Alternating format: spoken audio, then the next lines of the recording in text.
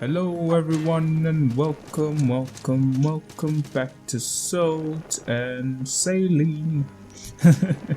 Salt and Sanctuary. I honestly don't remember what happened in the previous episode. I am a bit lost, but I'm missing out on dialogue here from the blacksmith. Back home, we forge fine instruments from poor leaven steel, but what do you craft here? Salvage, salvage, salvage.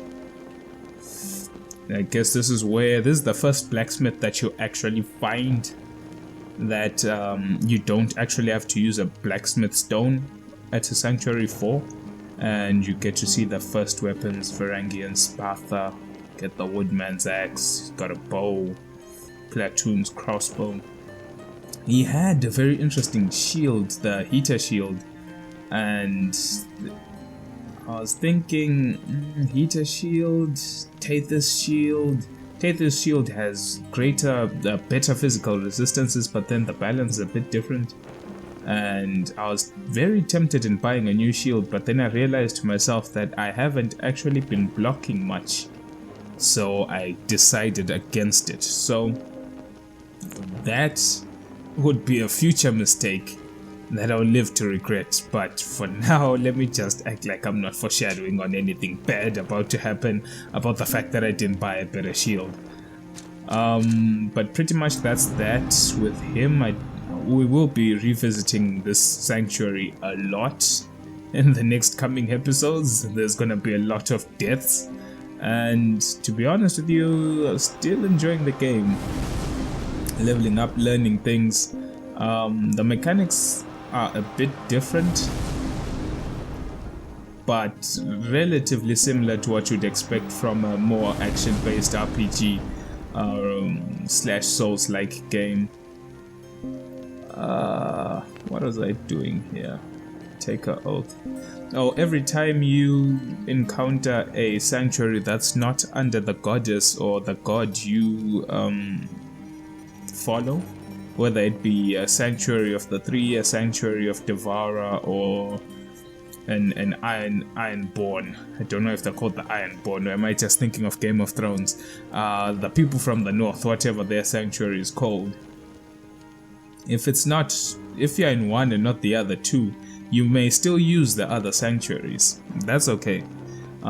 But you have to benefit from the sanctuary I believe to edit the sanctuary to see. No, you can make offerings. I guess it's just a matter of finding out which bonuses you want. For example, like I said, Devourer's Covenant has the healing ability that is more of a Estus Flask in the sense that you take a chug and you get a chunk of life back instantly.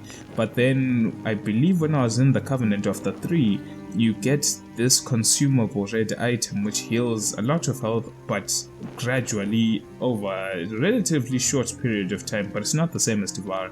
The healing items of the three Covenants are different, and I'm assuming there are other things about those Covenants that are different. It's just that I just don't know what exactly. And of course you do get achievements for joining all three Covenants. Just for any of those who want to gain the achievements of this game, don't forget to join all three Covenants. That freaking trap. We will be encountering that trap many times. But generally speaking, you need to... This requires a lot of foresight for me, because it's really difficult to see which sanctuary you would like to invest resources in, considering the fact that you don't know how long you'll be in a certain area. So for example, if I knew that I would spend the next couple hours, for example, in this area, then I'll definitely invest a lot into a more centralized sanctuary, but you don't really know that for certain. Well, at least I don't. And in that regard, moving into the Watching Woods here, in that regard, then it's quite difficult to know when should I start putting merchants and blacksmiths. Should I do it here? Am I ever gonna come back to this bonfire? Maybe. Oh, that damn trap. You never really know. It's really difficult, but I guess it's part of the learning process. And get our red flasks back. I don't know where I was going to here. I believe this episode really had a lot, or this time I was playing, I really backtracked a lot. I got lost a lot.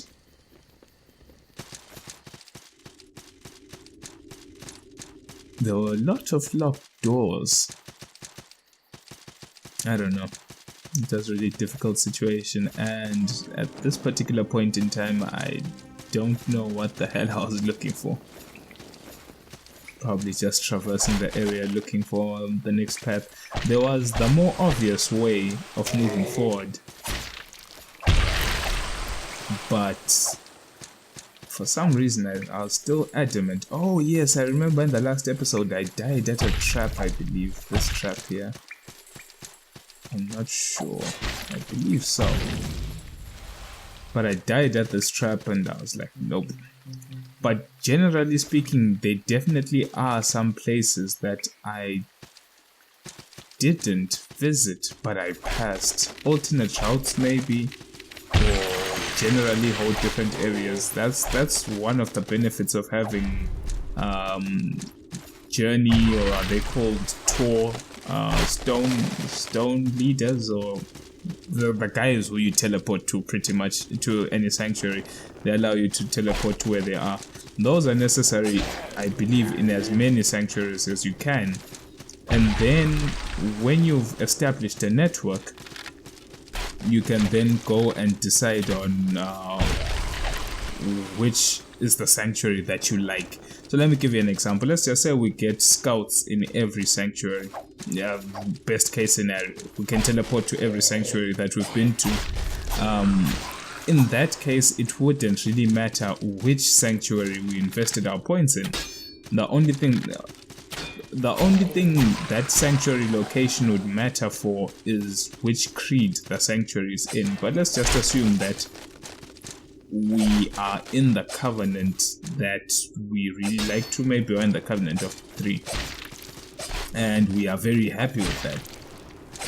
If we can just find then a covenant of the 3, a sanctuary that belongs to them, then we can stuff in every stone merchant, stone blacksmith, stone leader, stone cell sword, everything into that one particular sanctuary. And really, the only other place we would need to pimp out is maybe areas in which we do farming, because I believe it's the stone leader that grants not an experience bonus, is it a salt bonus or a gold bonus to a given region?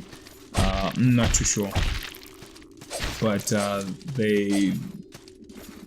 you just need to find one place really that's good for your location, and then maybe find a few more places that are significant to your farming routes, and everywhere else you can just put fast travel points for yourself. Picked up a faithful ring, increases something that I was too quick it was too quick for me to read there.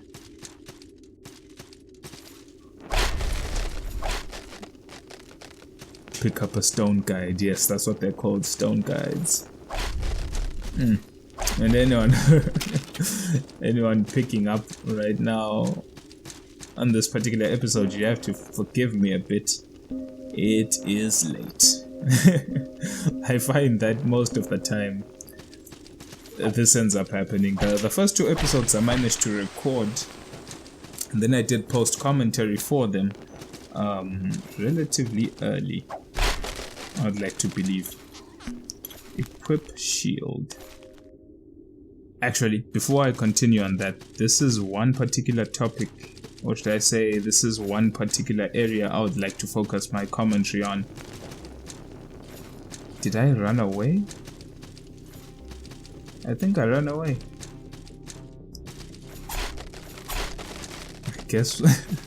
I guess I ran away and then we came back there later on. I thought I went there instantly, but that's not the case. I guess we'll talk about that when we get there. But anyway, like I was saying, the first 2 episodes I recorded in succession, and I managed to do the commentary relatively early on. But today things were a bit different, a bit busy. I ended up recording the episodes late afternoon, but then only managing to do the commentary now at midnight. So I've got 3 episodes to commentate on. Oh, I will pick up some new rings here. Got 3 episodes to commentate on, and hopefully we'll render them during this weekend. It's Friday right now, still Friday, 11 p.m. And then hopefully we'll have a weekend's worth of Salt and Sanctuary uploaded, and then I'll be releasing them on a daily basis while I'm playing the game and recording future episodes. I think that would be a good format for me. The only problem for me would be to find the energy to do commentary. I remember when I wanted to record this stuff, the Salt and Sanctuary series, I was literally very close to just doing an entire series with no commentary. Just me recording and editing the videos in maybe 20-minute formats and then just uploading them just like that without my commentary.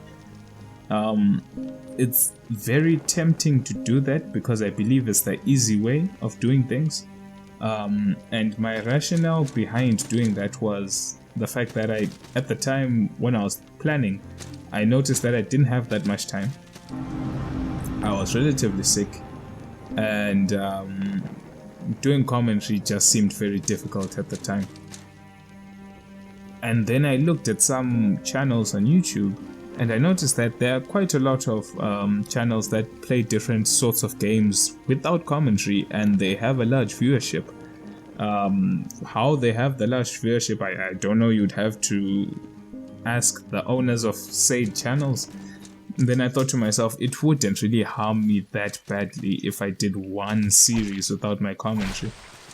But then I thought to myself, what if I regret not doing commentary? What if in the future I realize that I actually had stuff to say about this game, but I never said anything? It would really be a waste in that regard. So I don't know.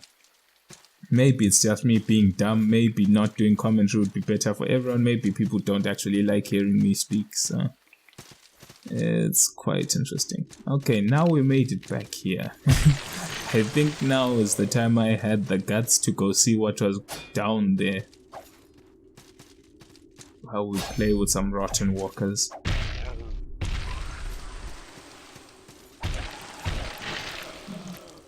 It's, I don't know. A part of me wishes that this game kind of had some form of...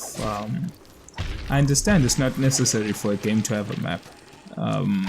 For example, if we look at the Souls games, there was a lot of verticality in those games, very intricate design of levels. But the verticality helped in the sense that if you just looked around, stopped to scan your area, you would be able to relatively understand where you are. But in a 2D game, that's not really always the case. It's really difficult sometimes. Now to talk about this boss. Before we start this boss, the Queen of Smiles. I would actually like to say that I wasn't planning on defeating her in the first place because I didn't know what the boss did. So I told myself, let me just learn the pattern and die, and then hopefully kill the boss on the second try. And let's just say there was a deviation in plans as soon as I realized what my shield could do. In the beginning I wasn't too sure.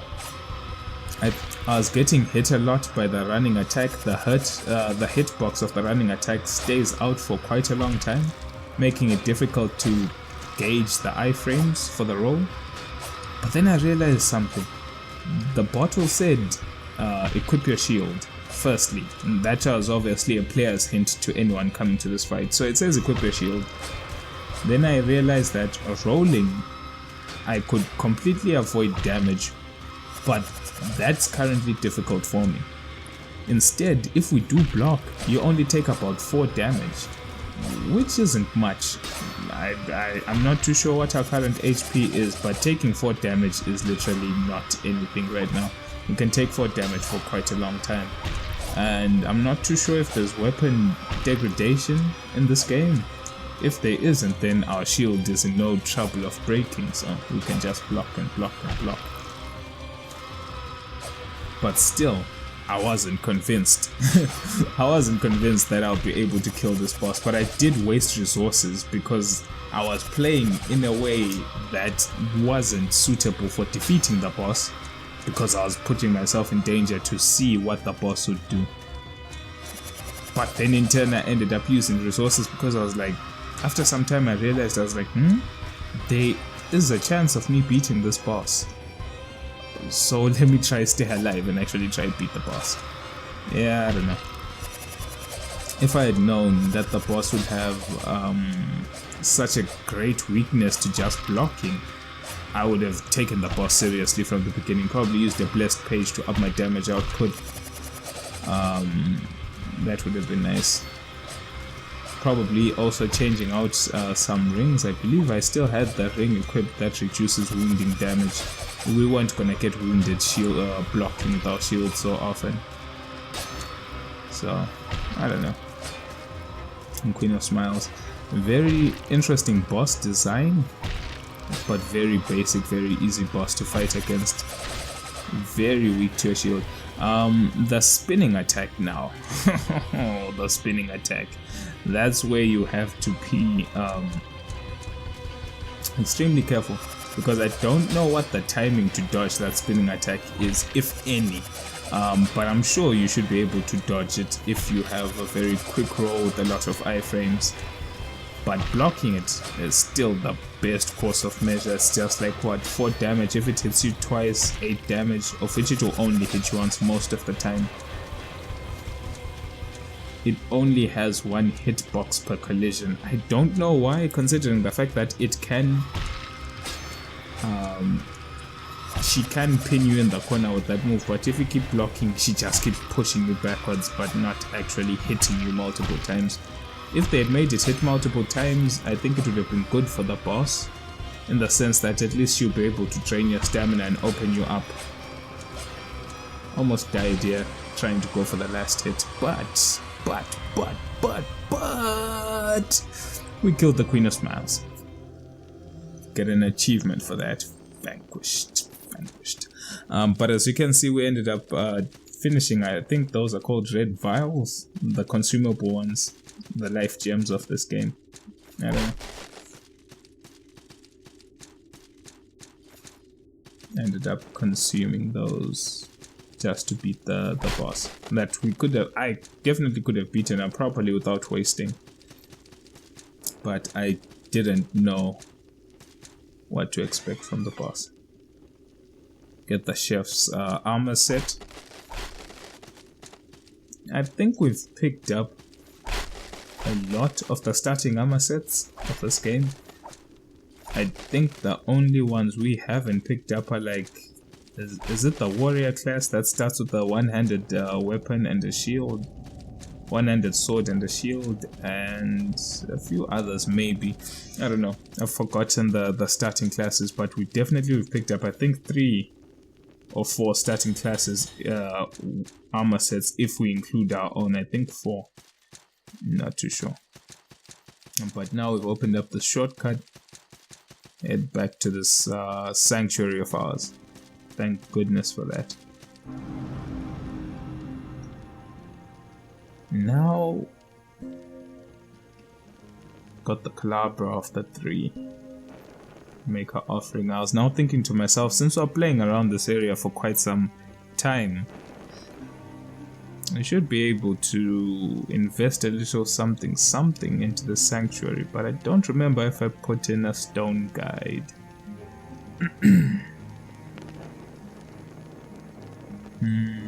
I was thinking, I think at the time I was reading the description: stone blacksmith, stone merchant, stone cleric.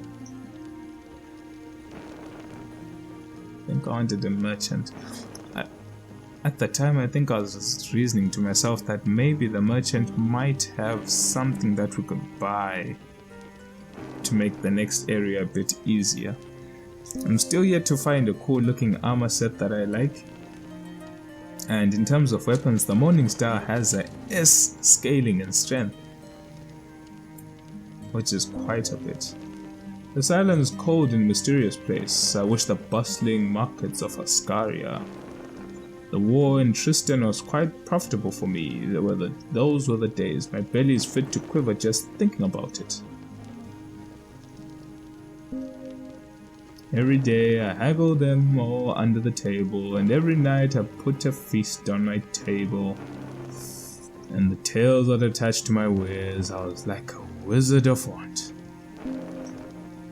A rusty dagger, no, I'll sell you the Chris of Dying Truths, a magical weapon capable of making its victims tell you everything on their dying breaths. A wooden spoon, ha! I'd be buying Soul Mother Grace's ladle, a generation-old scoop that could infuse any liquid it touches with the magical properties.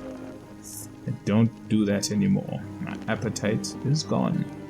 I sell you things, but only because it's all I know how to do.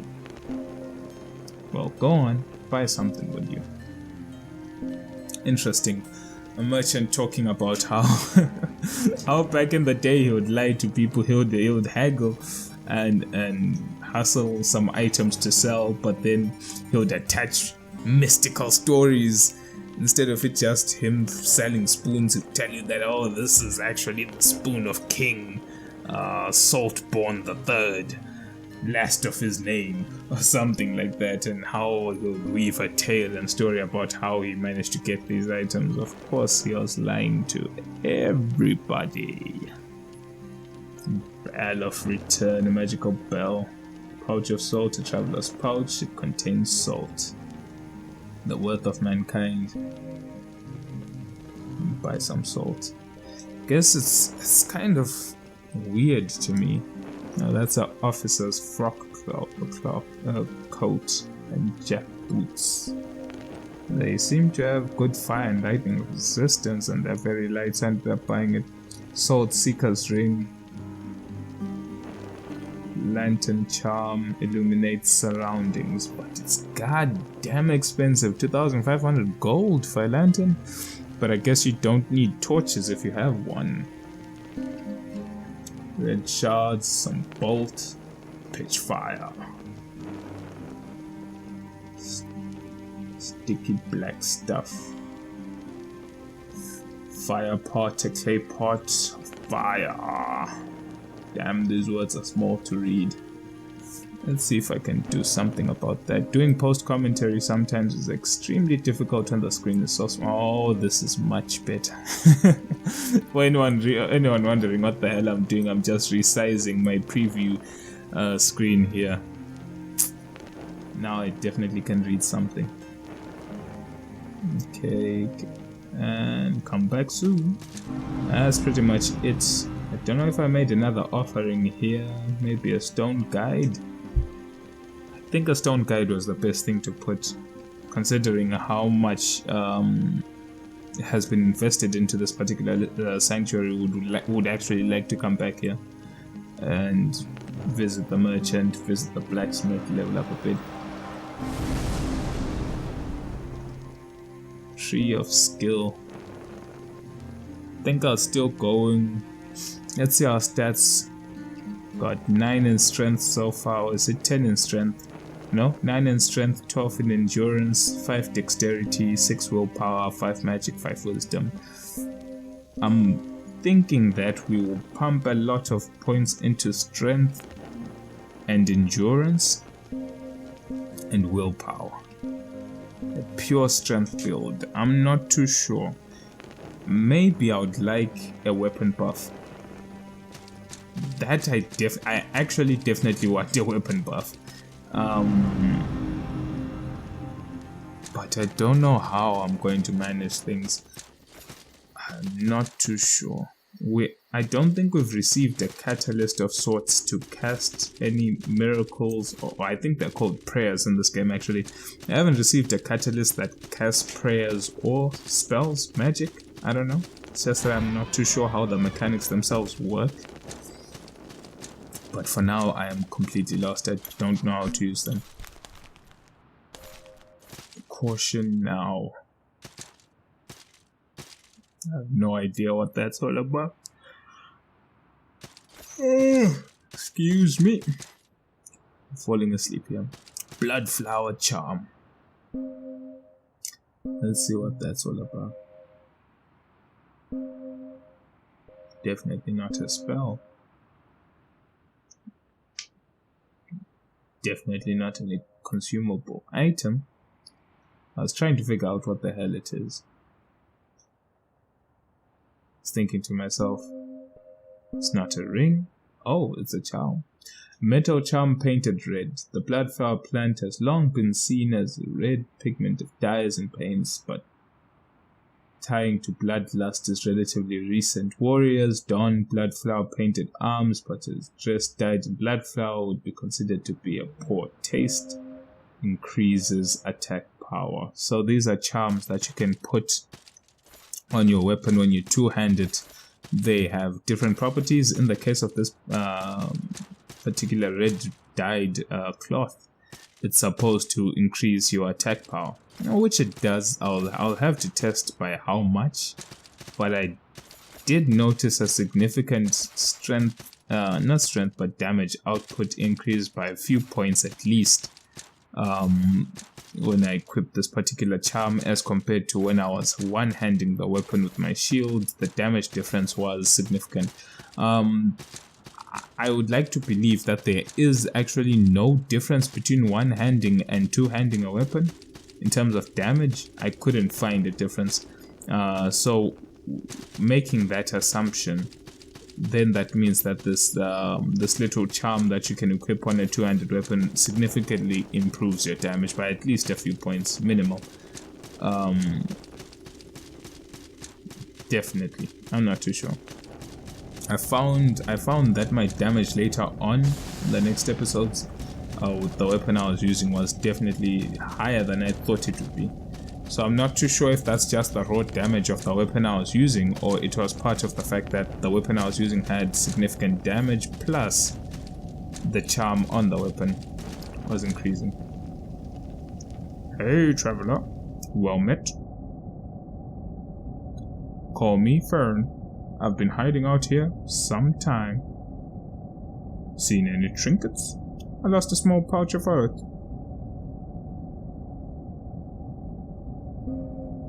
Shame. Seen any trinkets?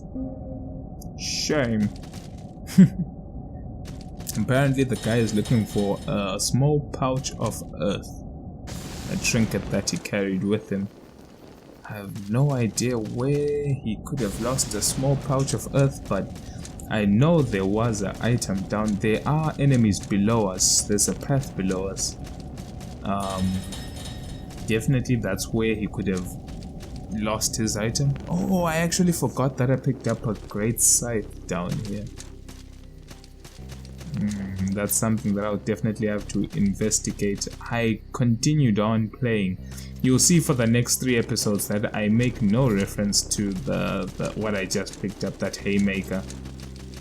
You can see to the left hand side there are enemies there on the other side of the wall.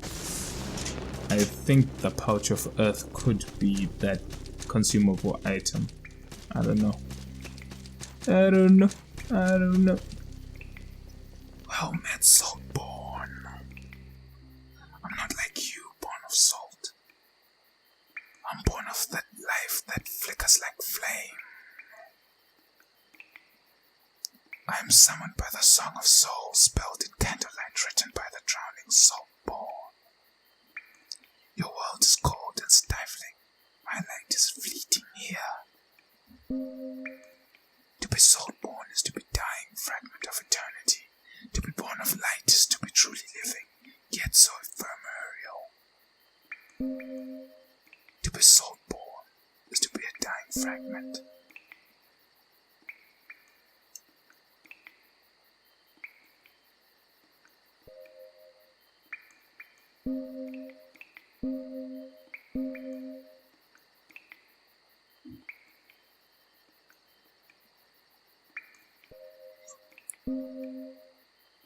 Glow brightly, Saltborn.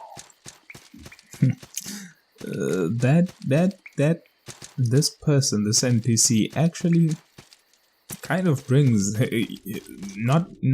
you may think that wasn't much of a dialogue, but I think that actually brings a lot of lore into this game, or at least some speculational lore into this game. The NPC says that I'm not born of salt, right? We are apparently salt born, and the NPC claims that he's not born of salt. Instead, he is born of light, the soul of light. And he says to be born of light is to be truly alive. And what he's saying is that being salt born is not really the definition of being truly alive. It's as if being salt born is a curse. And he claims that in his world, he's kind of confirming that there are multiple worlds born, or at least there are two minimum. A world born of salt and a world born of souls. But he claims that since he is from a world born of souls, the fact that he's in the salt-born's world, his light is flickering, it's fleeting, he's fading away in the salt-born's world.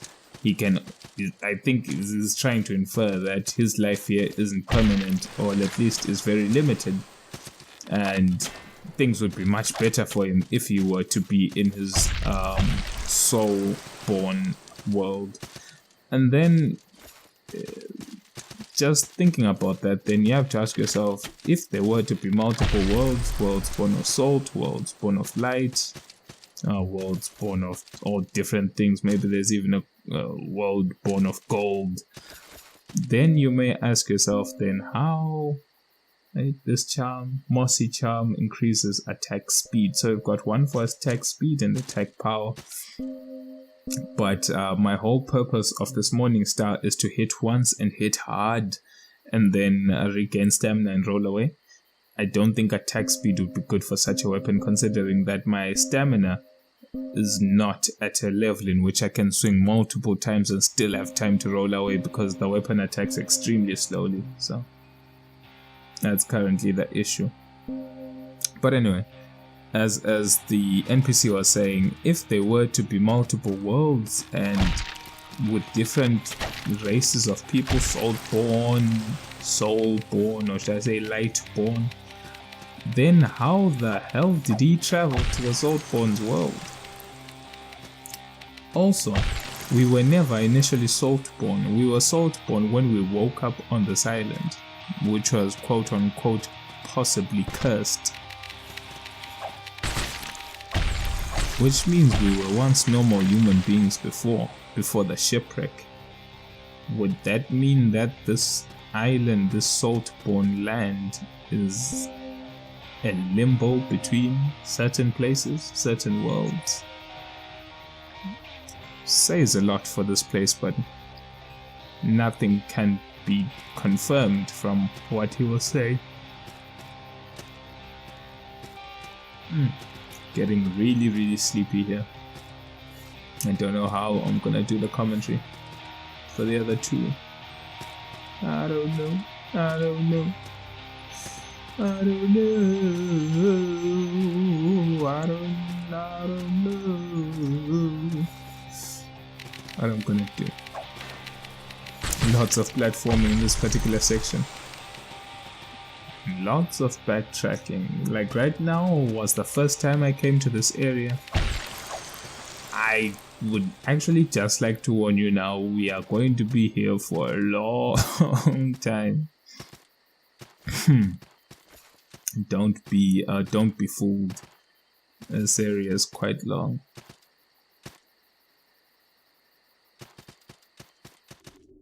Oh, found the secret area back here.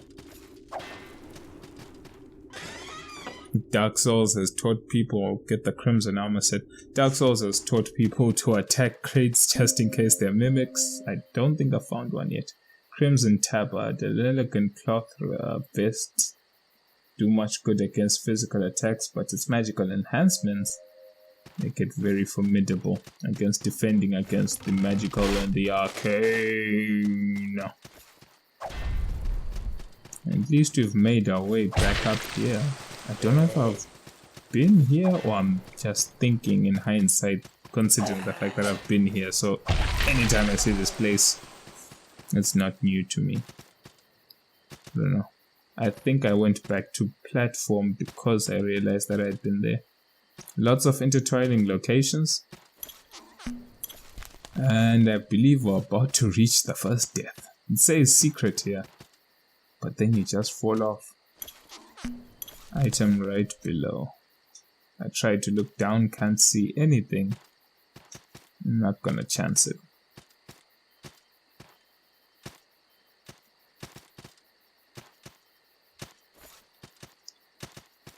But I don't know. I've always had a beef, should I say, with jump mechanics in most RPG games. I would like to think that this game is no different. Fair and fine, the jump mechanics suit the game well, they work well. But they're just, in some cases, like, here, what the hell am I supposed to... What the hell was I supposed to do? I don't know if that area is just a joke, or there's actually something worth getting there. I don't know. But anyway, we get dragged back to the sanctuary back here. Oh my goodness, lots of backtracking to do. And we get smacked. That's why I said that trap is gonna be our best friend for the next little bit. It just pisses me off the way it just hits you, takes a chunk of your life, and you're just like, oh, I'm not going to flask, but then I'm not going to continue, so what should I do? Let me just go back to the sanctuary and refill. Don't be afraid of the darkness. Darkness, everybody. Darkness. Still don't have that guy's pouch of earth. Don't know what I was coming to do back here. You can charge your attacks,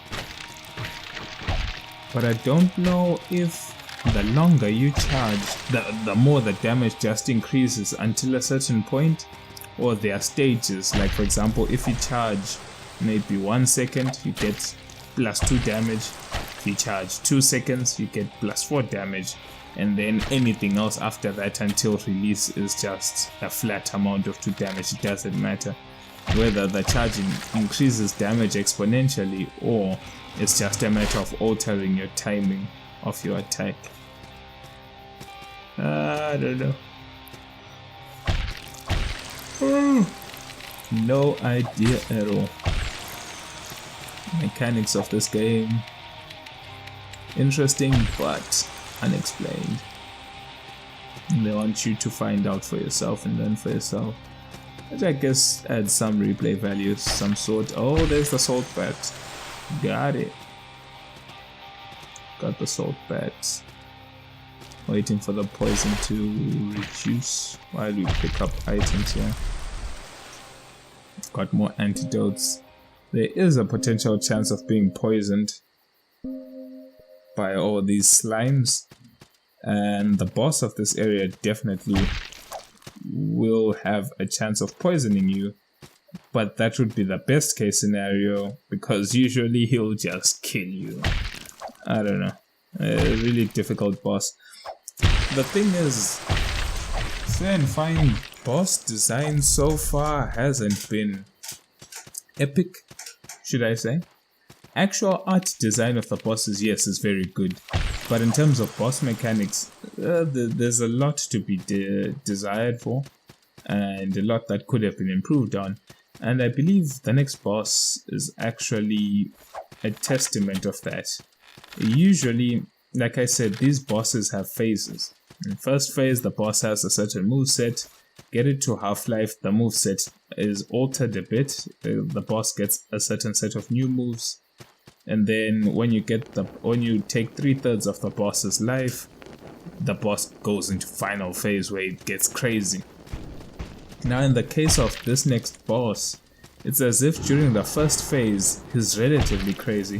When you get him to half-life, it's pretty much as difficult as it could be, and in the final phase the boss literally goes crazy. And so you are in a timer because the boss calls upon aids, these slimes, to help him in the pit. And while the boss is jumping around and casting different magical spells which are AoE, you're trying to dodge the spells, but then also you're trying to dodge the slimes that are in the center of the pit. Trying to kill off the slimes is not a good idea because he can just call more slimes and use the AoE spells to deal damage with you. So the best way then would be to deal with the actual boss himself. The problem being is AoE spells, if you let them get out of hand, will definitely kill you. So that then turns the game, or should I say, it turns the boss into a DPS race, in the sense that the boss is extremely easy if you have good enough. The boss is extremely easy if you have good damage, but then if you're taking your time with the boss, then definitely the boss is extremely difficult because the boss gets crazy too fast. And in that regard, DPS bosses are never a good thing. I don't know what could have been done to... Look at all that, look at all that, look at all that, look at all that. The boss just goes crazy. And that's not even the final form of his craziness. That was actually very tame boss fight. But he can really truly get crazy. But I believe in the next episode I'll show you how simple that boss can be with great damage. Is literally a joke. So when you center your boss fight on the fact that do you have good enough damage, if yes, boss easy, if no, boss difficult, I don't know. There could have been better balancing done to the boss. Maybe alter the moveset that he has, and maybe the scenario, maybe not don't make it reliant upon the pit and the slimes within the pit. Maybe just have slimes already in the pit when the boss fight begins, and the boss isn't technically reliant on spawning more slimes to lame you out. Maybe you can just kill off the slimes that are there, then it becomes a one-on-one fight, in which the situation is crazy in the beginning, but then once you kill the slimes, the situation settles down, and then the boss can then alter his moveset to be more one-on-one focused with you. Then I don't know. Gonna increase the stats of our morning star here. I don't know why I did this.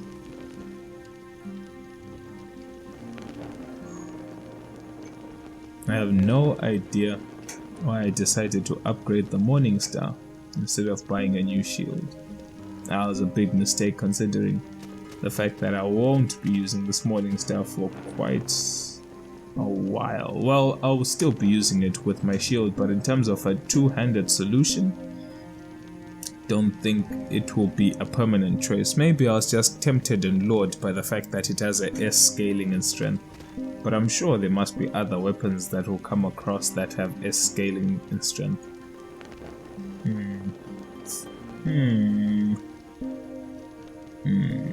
I don't know. Me not know. Me not know at all. But it's been a long 40-something minutes. I don't know what I'm gonna do with the next episode's commentary, but I will see you soon. I hope you're enjoying Salt and Sanctuary as much as I am. Thanks for watching, and I'll check you out.